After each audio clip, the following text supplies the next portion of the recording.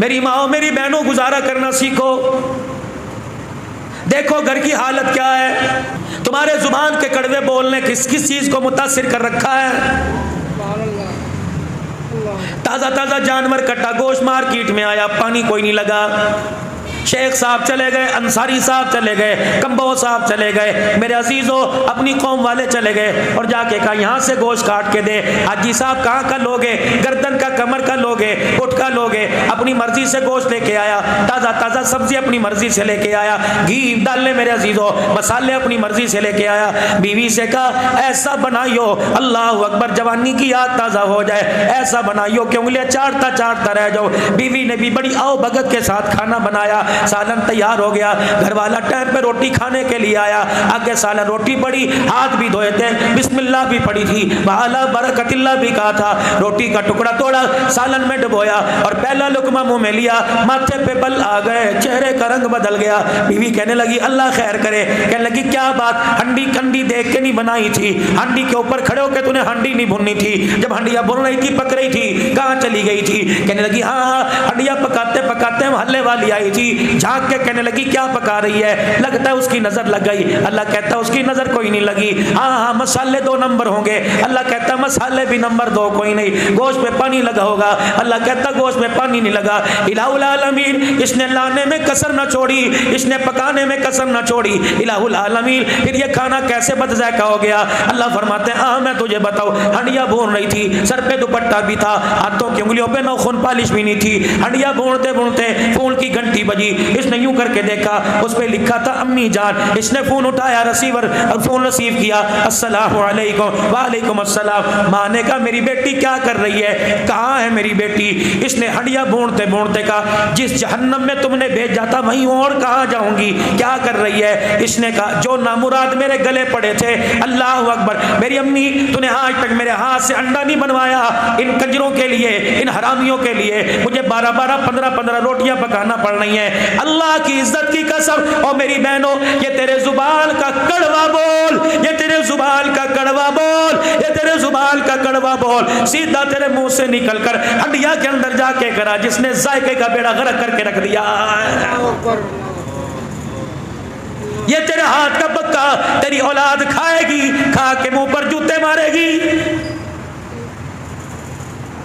शौर खाएगा, यकीन जान पकाने वाली और खाने वाला दोनों पका खा के अस्पतालों में जाएंगे। तुम क्या समझते हो किसी की गीबत करना, तुम क्या समझते हो किसी की बेइज्जती करना, तुम क्या समझते हो किसी के ऐब उछालना, तुम क्या समझते हो किसी पे उंगली उठाना बच जाओगे। अल गीबतु अशद्दु मिनज़ ज़िना। फरमाया ओ लोगों, जिना करने वाले को तो माफी मिल जाएगी, किसी की चुगली खाने वाला, किसी के ऐबों को उछालने वाले को माफी नहीं मिलेगी। मर गए मर गए मर गए मर गए। इससे पूछ के देख लो क्या हाल है, अब गुजारा हो रहा है, कोई शुक्र करता ही नहीं, कोई कहता नहीं अल्लाह का शुक्र। अगर अपनी काबिलियत को देखें तो हमारी काबिलियत एक सूखी रोटी की नहीं, कुर्बान जाऊं देसी घी के परोठे खिला रहा है। अगर अपनी काबिलियत को देखें तो सादा पानी के भी मेरे अजीजों हम उसके आगे सर उठा के नहीं मांग सकते, लेकिन कुर्बान जाए वो दूध के शरबत पिला रहा है। शुक्र करना सीखो। बीवी दुआ कर रही है, शौहर आमीन कह रहा है। बीवी कह रही है चल अब रोटी लेके जा। रोटी लेके जाता जाता कमरे में घुसता घुसता रुक गया। अब क्या हुआ, अरब का दस्तूर है, मेहमान नवाजी की एक आदत है, जब कोई मेहमान रोटी खाने बैठे हैं उसके साथ मेज़बान भी बैठता है। रोटी एक, वो भी इतनी सी चपाती, उसका पेट नहीं भरेगा। अगर 2-4 टुकड़े मैंने मुंह में ले लिए तो मेरा पेट भी नहीं भरेगा, उसका नहीं भरेगा। बीवी समझदार थी, कहने लगी अच्छा फिर यूं करियो क्या। कहा जब मेहमान के आओ पढ़ो जी अल्लाह का नाम, अपने रब का नाम ले, और वो अल्लाह अकबर अपने मबूदों का नाम लेके रोटी खाने लगे तो मुझे कहना घर वाली अंधेरा अंधेरा सा लग रहा है, कमरे में धुंधलापन लग रहा है, ऐसा कर जरा चिराग की बत्ती को ऊपर कर दे। मैं आऊंगी, चिराग की बत्ती ऊपर करने के बजाय चिराग की बत्ती को उंगलियों में लेके मसल दूंगी, अंधेरा हो जाएगा। तो रोटी तक हाथ बढ़ा के खाली मुंह तक लाता रहियो। मेहमान रोटी रोटी खाता रहेगा, उसका पेट भी भर जाएगा, तेरी मेहमान नवाजी का भरम भी बच जाएगा। अल्लाह अकबर। जब दस्तरखान लगा, घरवाली जरा चराग जरा ऊंचा कर दे, रोशनी जरा तेज कर दे। घरवाली ने चराग ऊंचा करने के बजाय चराग बुझा दिया।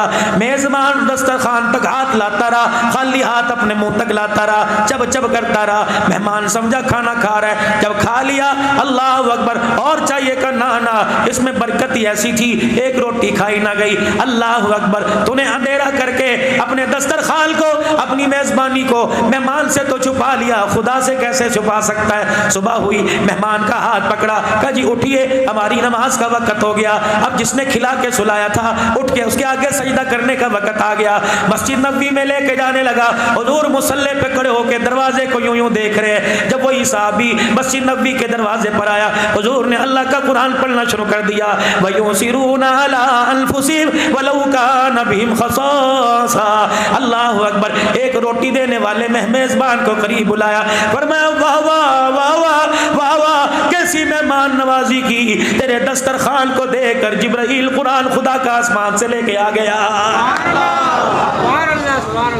मर गए मर गए मर गए, जिंदा कब थे? अगर जिंदा होते तो खत्म नबूवत पे कोई उंगली ना उठाता। मर गए जिंदा कब थे? नबी की आयशा पर कोई उंगली ना उठाता। मर गए जिंदा कब थे? अगर जिंदा होते तो अबू बकर को कोई बुरा ना कहता, अमीर मुआविया की शान में गुस्ताखी ना करता, हजरत रुकैया उम्मे कुलसूम को गालियां ना देता, नबी के उमर कोई गालियां ना देता।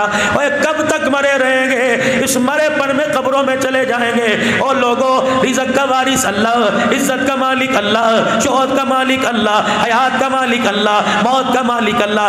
डट जाओ, कुफर के मुकाबले में डट जाओ। रब्बे काबा की कसम है, बदर का मैदान था, 313 मैदान के अंदर उतरे, पैर में जुत्ती कोई नहीं, सर पे टोपी कोई नहीं, काल पगड़ी कोई नहीं, पेट में रोटी कोई नहीं, तन पे कपड़ा कोई नहीं, लेकिन मेरे अजीजों ईमान का जज्बा लेके उतरे थे। इनके ईमान की ताकत को देखकर जिब्राइल भी अपना लश्कर लेके इनके साथ आके खड़ा हो गया था। शुक्र कीजिए अल्लाह का अदा, हर हाल में अल्लाह का शुक्र। 3 बातों का ख्याल रख लो, हमेशा हमेशा कामयाब रहोगे। पहली बात ये, कभी भी अपने दस्तरखान पर, कभी भी अपने दस्तरखान पर मेरे अजीजों, अल्लाह अकबर, कभी भी मेरे अजीजों अपने दस्तरखान पर हराम का लुकमा लेके ना आना।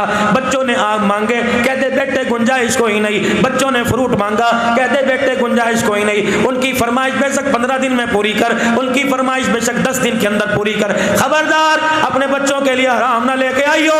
अगर तेरे दस्तरखान पर, मेरी बहन, मेरी माँ, मेरी रानी, अगर तेरे दस्तरखान पर हराम का लुकमा आ गया तो रब्बे मोहम्मद की कसम है, तेरे आने वाली 3 नस्लों का बेड़ा गर्क करके रख देगा। बच्चों को पीछे लगा दिया।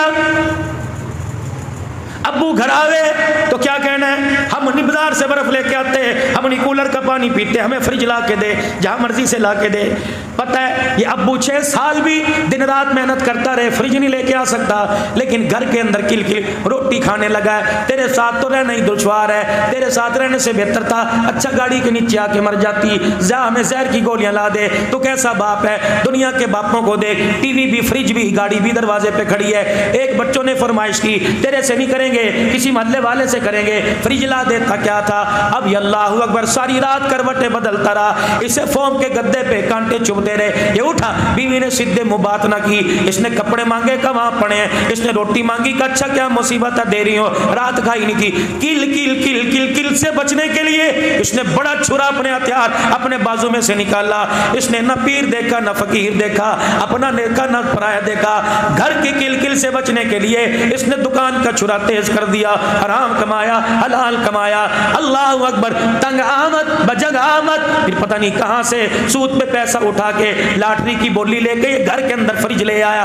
तूने फ्रिज के अंदर बर्फ का पानी, एक प्याला पानी का रखा, बर्फ का प्याला जब फ्रिज के अंदर जब के बाहर आया, फरिश्ते ने ऐलान किया और ऐलान करके कहने लगा, ए बर्फ का प्याला निकालने वाली, तूने इस बर्फ के प्याले में पता नहीं कितने मजलूमों का खून डाला हुआ है, पी ले, शरबत बना के पी, रूह अफ़ज़ा बना के पी, दूध सोडे बना के पी, मीठा दूध करके किलो किलो पी जा, गट गट करके पी जा, लेकिन इस प्याले को, इस ठंडे बर्फ के प्याले को अपने होंठों के लगाने से पहले सोच लेना, पता नहीं कितने मजलूमों का खून इसमें आया हुआ है, पता नहीं कितने परेशानों के आंसू और दम इसमें आए हुए हैं। बर्फ का प्याला तो तुझे मिल गया, खुदा की तरफ से फरिश्ता ऐलान कर रहा है तुझे हौज़े कौसर से महरूम कर दिया गया है।